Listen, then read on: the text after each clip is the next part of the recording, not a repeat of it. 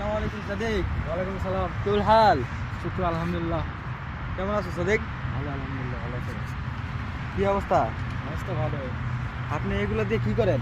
এখানে সৌদি ছোটো পোলাপান আছে, পোলাপানরা আসে 20 মিনিট চালাই, 20 রিয়াল করে দেয়, 10 রিয়াল করে দেয়।